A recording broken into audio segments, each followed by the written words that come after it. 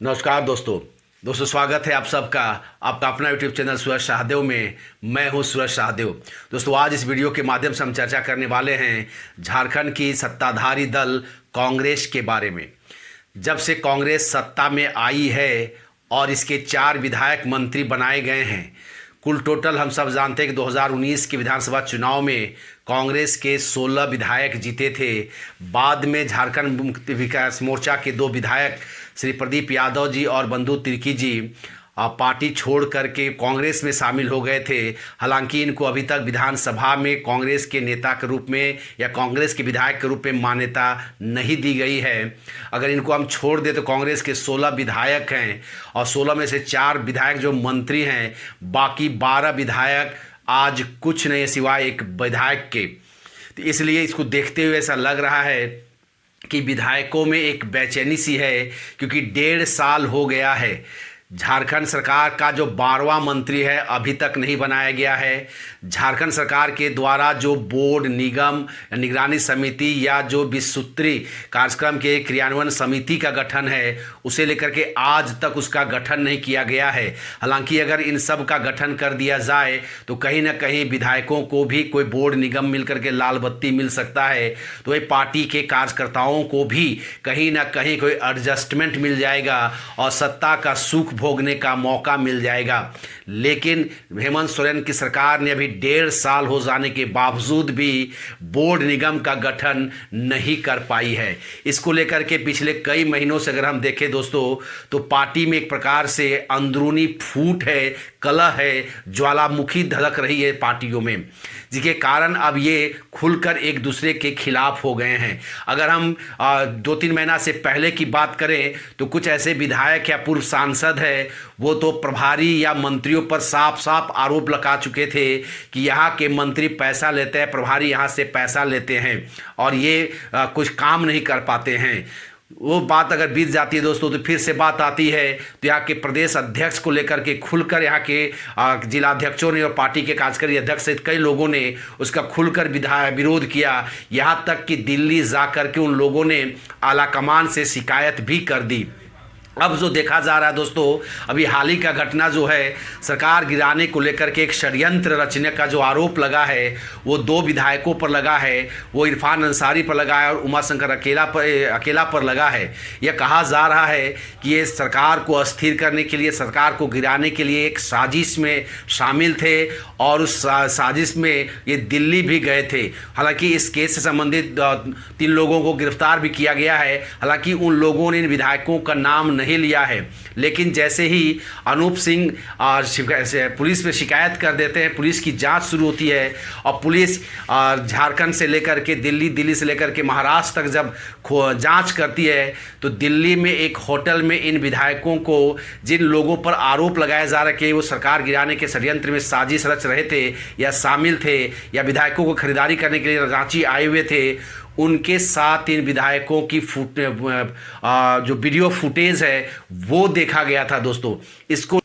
इसको लेकर के एक विधायक है महागामा की दीपिका पांडे जी, उन्होंने इसकी भर्त्सना की थी और साफ साफ उन्होंने अनूप सिंह जी पर आरोप लगाया था कि उनको किसी भी मुद्दे पर या कोई भी कानूनी कार्रवाई करने से पहले इन मुद्दों को उनको पार्टी के विधायकों के बैठक में या पार्टी फोरम पर रखना चाहिए था। उन्होंने इसे थाना ले जा करके या अपने ही विधायकों को साजिश में फंसाने के खातिर जिस प्रकार से उन्होंने कुत्सित प्रयास किया है, इसकी जितनी भर्त्सना की जाए कम है। जब दीपिका पांडे जी ने सब बयान दिया तो अनूप सिंह जी की तरफ भी इसका कटाक्ष हो गया और उन्होंने कहा कि मैं भी एक विधायक हूं और मुझे दीपिका पांडे से पूछना नहीं पड़ेगा कि मुझे क्या करना चाहिए, क्या नहीं करना चाहिए, किन मुद्दों को मुझे पार्टी फोरम में रखना चाहिए और किन मुद्दों को कहां पर रखना चाहिए, वो बेहतर जानते हैं। उन्होंने यहां तक कहा कि दीपिका उसके अंडर में काम कर चुकी है, इसलिए वो उसे बुद्धि ना दे या कानूनी या राजनीतिक पाठ ना पढ़ाए। इसको लेकर के साफ लगा कि अनूप सिंह और विधायक दीपिका पांडे में एक 36 का आंकड़ा देखने को मिल रहा है, यानी कि विधायक अनूप सिंह के क्रियाकलापों से सहमत नहीं है। उसको लेकर के जिस प्रकार से विधायकों की छवि धूमिल की गई है, उसके लिए पूरी तरीके से दोषी वो अनूप सिंह या जयमंगल सिंह को मान रहे हैं दोस्तों। वही जब अभी जो बोर्ड निगम के लेकर के जो बात हो रही है दोस्तों, उसको लेकर के अभी हाल में कहा जा रहा है कि उसको बहुत जल्द इसका गठन कर लिया जाएगा। दीपिका पांडे ने फिर एक बयान देकर सनसनी फैला दिया कि उन्होंने कहा कि अब मुझे लगता है कि हम लोगों को इस्तीफा देना चाहिए या कांग्रेस को, सरकार को बाहर से समर्थन देना चाहिए। जैसे ही दीपिका पांडे के ऐसा बयान आता है, पार्टी के प्रदेश प्रवक्ता है आलोक दुबे जी है, उनका बयान आता है। हालांकि एक प्रदेश प्रवक्ता प्रोटोकॉल के हिसाब से अपने विधायक के किसी भी बयान को, स्टेटमेंट को खारिज नहीं कर सकते हैं या उसका खंडन नहीं कर सकते हैं, लेकिन जिस प्रकार से आलोक दुबे जी ने इसका खंडन किया है, इससे साफ जाहिर है कि प्रदेश अध्यक्ष के अनुमति से ही उन्होंने इसका खंडन किया है या उसको पार्टी का बयान नहीं बताया, बल्कि कहा कि एक उनका पर्सनल बयान है। दीपिका पांडे के बयान को देते हुए कहा था कि दीपिका पांडे जिस प्रकार से उलझुल बयान दे रही है या सत्ता से बाहर होकर के, सत्ता से अलग होकर के सरकार को बाहर समर्थन देने की बात कर रही है, ये उनकी बचकाना हरकत है। और उनकी जो बीच बीच में जिस प्रकार से वो बयानबाजी करती हैं, पार्टी के नेता, पार्टी के कार्यकर्ता सभी लोग इससे शर्मिंदगी महसूस करते हैं, उनका मोरल डाउन होता है। ऐसा आरोप उन्होंने भी दीपिका पांडे पर लगाया है। प्रदेश प्रवक्ता आलोक दुबे जी यहीं पर नहीं रुके, उन्होंने कहा कि बहुत मेहनत के बाद, सोनिया गांधी, राहुल गांधी जी के मेहनत और पार्टी के कार्यकर्ताओं के मेहनत के बाद यह सरकार बन गई है। किसी एक या दो विधायक के कहने पर सरकार को नहीं गिराया जा सकता है, सरकार से बाहर नहीं रहा जा सकता है। यह सरकार में शामिल होना और गठबंधन में चुनाव लड़ना यह पार्टी के केंद्रीय नेतृत्व का निर्णय था और इसका विरोध नहीं किया जाना चाहिए। जिस प्रकार से उन्होंने बयान दिया दोस्तों, विधायक के बयान का कटाक्ष किया है, इसको देखकर ऐसा लगता है कि पार्टी के अंदर विधायक एक तरफ चल रहे हैं,